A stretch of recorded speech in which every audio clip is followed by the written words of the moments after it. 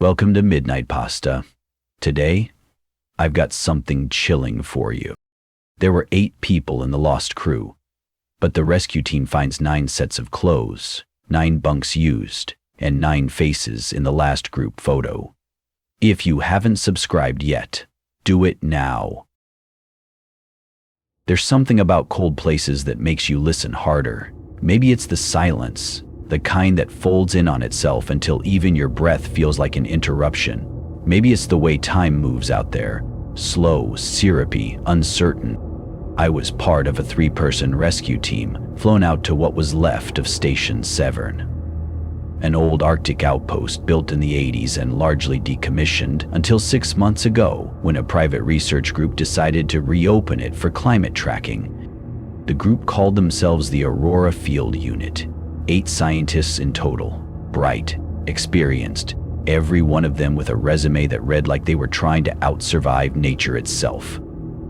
They went dark around week 11 of deployment. No pings, no radio, no pings from the satellite beacon. So we were sent in, just to check, they said. Maybe the antenna iced over. Maybe the solar power gave out. We flew in just after the first sunrise of the polar thaw. I remember that light, pale and bruised, leaking over the snow like something hesitant. The station came into view as a handful of low, weather-beaten structures, half buried in drifts. The winds had smoothed the world into one white frozen breath. There weren't any footprints. There weren't any signs of struggle either. The snow had barely crusted over the landing pad, which meant we were the first ones here in a long time.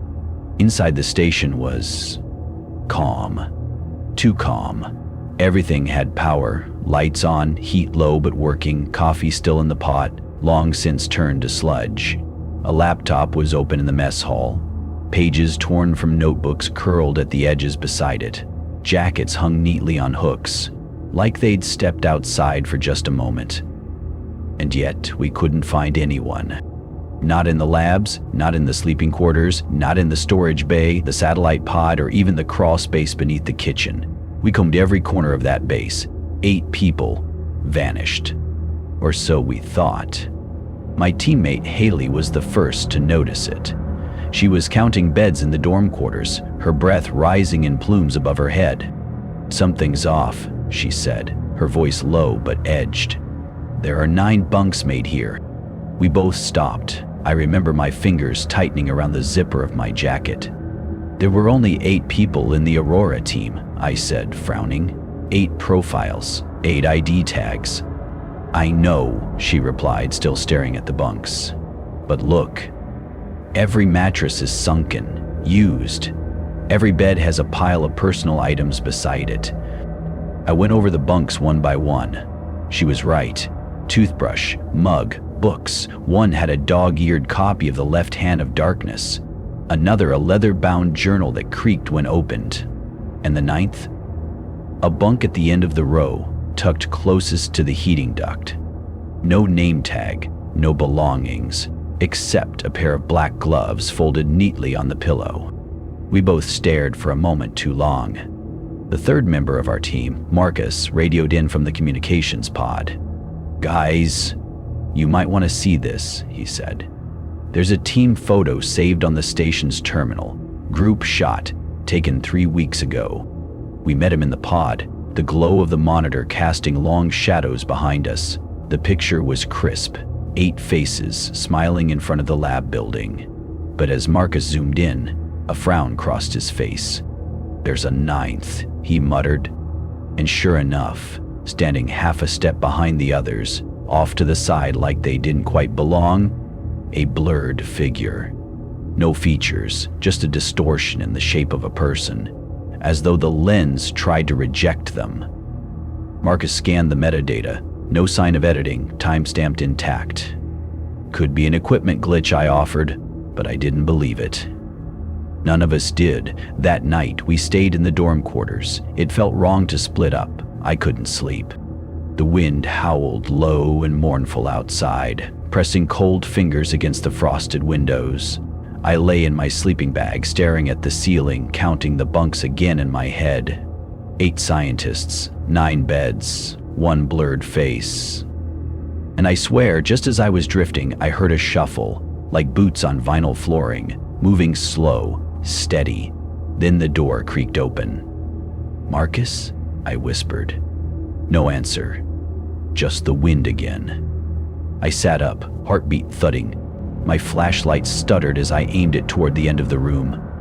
Nothing. But the 9th bed? The gloves were gone. The next morning, Haley looked pale. She hadn't slept either. Said she felt watched. Said she kept counting heads and getting 9. Marcus joked about it, but I could see the tightness in his jaw. We swept the station again, more aggressively this time, but there was nothing. No blood, no notes, no signs of emergency. Until we found the message, scrawled on the inside of a locker door, almost missed beneath the hanging coats. We let him in, thought he was one of us, but he never left. Haley stared at it for a long time. "I think we should leave," she said. And for the first time, I agreed. We packed up that evening, intent to leave at first light. But the next morning, Marcus was gone. His bunk looked slept in, his coat was still hanging, his boots missing. We searched for Marcus for 4 hours that morning. I remember the sun barely clawing its way above the horizon, casting a thin red glow that made the snow look like spilled blood in the creases of the drifts. It was the kind of light that made shadows too long and too quiet. No footprints, no broken ice, no disturbance outside the station perimeter. Just gone. We checked the weather logs. No storm overnight, no record of extreme wind that could have swept him into a crevasse, and no gear missing, except his boots. He hadn't radioed anyone. No goodbye, no warning.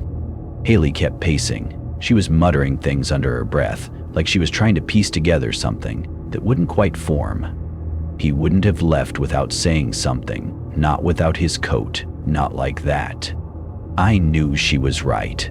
Marcus wasn't reckless. He was cautious to a fault. He'd double-check every latch, remeasure every reading. And yet, the bunk was slept in. There was condensation on the inside of the window by his bed, like someone had breathed there overnight.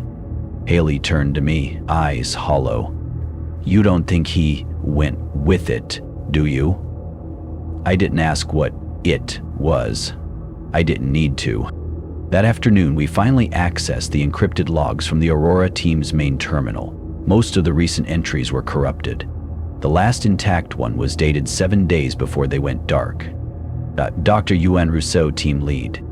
His voice crackled through the old audio logs, thick with fatigue. Entry 77. "Something's wrong with Simon. He started talking to someone who isn't on our roster. Said they've been here longer than we have. I thought he was cracking under the isolation, but now the others have seen it too. A figure, male, tall, no face, walks between the bunk rooms at night. Sometimes leaves a bunk looking slept in. Sometimes leaves boots wet by the door. I counted 9 shadows on the wall yesterday. We only have 8 people. We're not sleeping anymore." Haley froze when the log ended. She looked at me with this dead calm expression I didn't like. "He's here, the 9th, she said, "and now we're part of the story. We should have called for an evacuation, but the radios wouldn't connect. All we got was static. Thick, pulsing, almost rhythmic. Like breathing." I stepped outside to try the sat phone under clearer sky. The moment the door shut behind me, I felt it.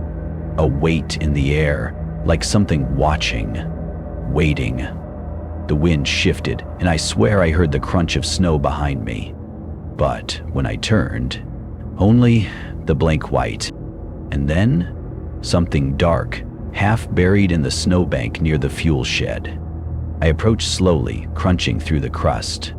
It was a coat, not Marcus's. It was older, navy blue with a cracked leather badge on the chest that read Station 7, 1984. Frozen into the collar was a chunk of hair, human, gray and brittle. When I looked back toward the station, I saw a figure in the window, watching me. Not Haley. Too tall, too still. I bolted back inside. We locked the doors after that, secured every latch, turned on every light we could, like it might matter. Haley sat at the mess table, flipping through the leather-bound journal we'd found earlier, the one left by the 9th bunk. No name on the front. She read aloud, voice barely above a whisper. He wasn't on the manifest, but we all saw him. At first, we thought he was one of the weather contractors. Then, he started showing up in places no one had seen him enter, eating food we hadn't cooked. The worst part was the photos. Every time we took a group picture, he was there, a little clearer each time. On the last day, he was standing behind me. She shut the book and didn't say another word for a long time. That night, I dreamed of the 9th man. He had no face, just a blur like fog on a mirror, and when he moved, it was like watching gravity distort, like he bent the space around him. He stood over me in the bunk, hands at his sides, motionless. I couldn't scream, couldn't move. He leaned down slowly. I could feel the air grow colder with each inch. Then he whispered something into my ear. Only, it wasn't a whisper, it was a voice inside my own skull. "You're part of the count now." I woke up gasping, sweat freezing on my back. My flashlight clattered to the floor. Haley was already awake. She was sitting up, breathing hard, clutching the journal like a lifeline. "He's in here," she said quietly. "He's not stuck to one place. He follows whoever remembers him." That's when it hit me. The blurred man in the photos, the gloves, the extra bunk. He didn't haunt the station. He haunted the story, and we'd read it, spoken his name, listened to his steps. We'd pulled him into our reality like a thread through a needle. In the final hours before dawn, we made one last attempt at contact. A weather drone from another station passed within 50 miles. We boosted our emergency ping through the satellite dome using a makeshift amplifier built from scrap wiring and antenna parts. It worked. Just for a second, a voice came through, a woman's. "Rescue window opening in 48 hours. Hold position. Repeat, hold position." But behind her voice, I swear I heard another, male, hollow, whispering just below the frequency. "Tan." When I looked at Haley, she had gone white. "What?" I asked.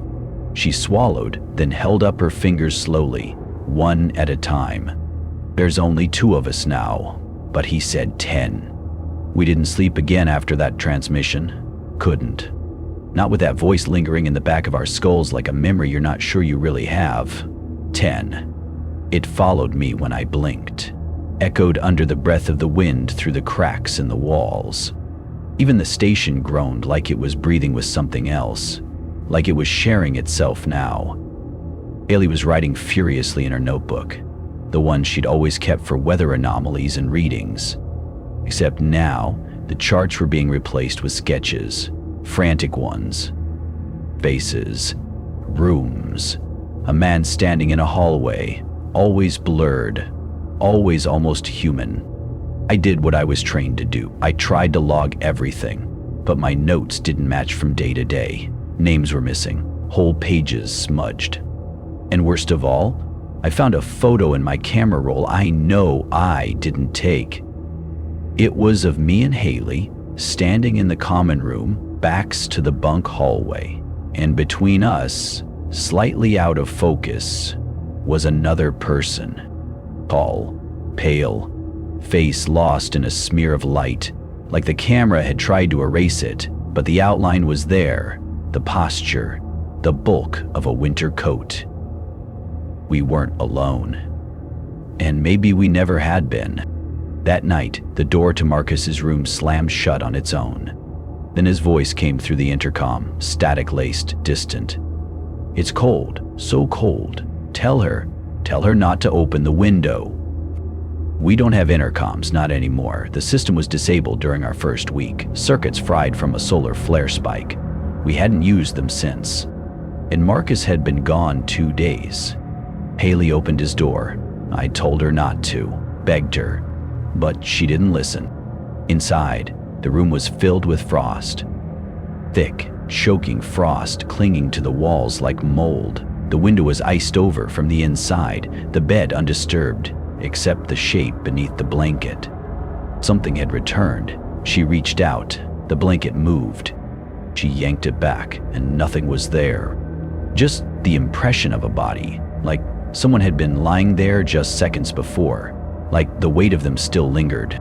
She turned and whispered, "He's trying to replace someone." That was the moment the lights went out. Every bulb in the station gone. The power backup kicked in, but flickered, barely strong enough to keep the core systems online. We scrambled for flashlights. The halls looked different in the dark. Longer. Doors we didn't remember were now there. Hallways that turned in ways they shouldn't. And at the end of the hall, just past the bathroom, a man stood. Unmoving, head tilted. I blinked. Gone. Haley was shaking. "We need to burn the journal," she said. "We need to cut him off."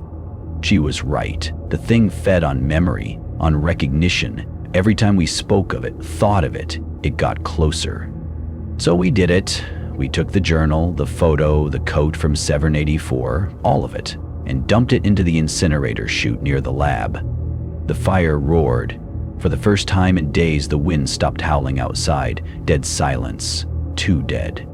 That night, we counted bunks again, just to be sure. Ours, Marcus's, the rest. There were still 9. I checked the logbook. It now listed 10 names. One of them was mine, one was Haley, and one just read, "He who remains." I stared at it for a long time. The handwriting looked like mine. Haley disappeared sometime during the night. I woke to her bunk, empty, still warm. Her boots gone, no coat. Same as Marcus. I radioed. I screamed through the intercom. I circled the station 3 times. No tracks. Nothing in the snow, but the power reading shifted. The motion sensor showed movement near the back hall, the one that hadn't existed before last night. I followed it, alone. The hall was too narrow, too cold. It led to a door marked Maintenance B. We didn't have a Maintenance B. Inside, a room like all the others, with a bunk, used, still warm. A coat on the hook, not Haley's, but her notebook lay on the desk, open to a fresh page. One sentence written over and over, "He only needs one more." Outside, the rescue team was closing in. I could hear the faint hum of a chopper somewhere on the horizon, hours out.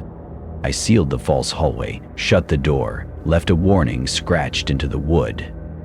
Don't count us. Don't remember us. But I know it won't matter. Because when the team gets here, they'll find 10 bunks, 10 toothbrushes, 10 bowls on the drying rack, and the group photo on the wall, 10 faces. One still blurred. The rescue team touched down just after 4 a.m. Blizzard or not, they came. Boots thudding heavy through the drift, radios crackling with urgent calls for survivors. There were 5 of them. They didn't expect anyone to answer until they saw me standing at the bay door, waving. Smiling even, though I didn't feel it. I was just tired. They rushed me, wrapped me in foil blankets, asked questions. Names, numbers, how long we'd been stranded. They didn't believe the answers. I didn't either. The first man in their crew was Lieutenant Rourke, steady, thick eyebrows, soft voice. I watched him as he walked the station, taking inventory. After 10 minutes, he came back looking pale. "There's 10 of everything," he said. I didn't respond. There were supposed to be 8, right? He pulled out a clipboard. 10 bunks, 10 sets of gear, and that photo on the wall, slightly curled from the frost. It had changed again. The blurred face was sharper now, still smudged at the edges, like frostbite that never fully healed. But now you could make out the eyes, too dark, too deep, and staring straight at the camera, straight at me. They found a boot print leading out toward the edge of the ridge where the storm had carved a wall of ice, but no one could follow it. It just stopped, right at the cliff. That night we stayed huddled in the galley waiting for dawn and evac. No one wanted to sleep. One of the rescue crew, a quiet guy named Adam, started murmuring to himself. 10, 10. 10. Just under his breath, rhythmic, like he was counting the rest of us and kept coming up with the wrong number. Rourke pulled him aside, asked him what was going on. Adam said, "He whispered in my tent last night, said he used to be me." Rourke asked him what the hell that meant. Adams just laughed. "You think you're the first crew?" I found Haley's notebook in my coat pocket. I hadn't put it there. The last page was written in a different hand, one jagged, almost carved into the paper. "I'm not trying to join them, I'm trying to get out. Each time, I come back different. This time, I stayed too long." There was a crude sketch beneath it. The crew, standing in the snow, one figure behind them. Not in shadow, not in the dark, but in the light. Just wrong. Just a fraction off from everyone else. At dawn, we boarded the chopper. I turned around once to see the station one last time. It looked smaller, like it had sunken into the ice. The doors were open. Something waved from inside. I didn't wave back. We touched down at Base Camp Echo around noon. The commander ran out to meet us, shaking her head. We didn't expect to find anyone after the signal logs cut out. Not after... What happened last time? I stopped. What do you mean last time? She looked at me, confused. The Severin crew, 1984. I said. We found their coat, their logbook, some kind of bunker. She frowned. No, that station's still sealed, never opened. They found 9 sets of gear and a photo. I already knew what she'd say next. Some of the faces was blurred, but some swore it was someone they'd seen after, someone who hadn't even been born yet. She handed me a file. My name was on the last page, stamped, identified as duplicate. I went cold, because I remembered something I hadn't before. Back in the station, in that fake hallway, I saw my own boots, not just another pair, mine, already worn in. And the bed? It was shaped like someone my size had slept there, for a while, long enough to leave sweat stains on the pillow. They let me go after weeks of tests, isolation, frost damage, they called it, psychological stress. I nodded, played along. But at night, I check my closet, my bed, because sometimes the count is off. Toothbrushes, forks in the sink, footsteps I didn't make, and last week I found a photo tucked into the back of my mirror, a picture of a crew standing in snow. There are 10 people in the photo, I'm one of them, and behind me, someone else, blurred, smiling. If you liked this story, hit that like button and subscribe to the Midnight Pasta for more real horror. And remember, some places aren't meant to be explored, especially alone.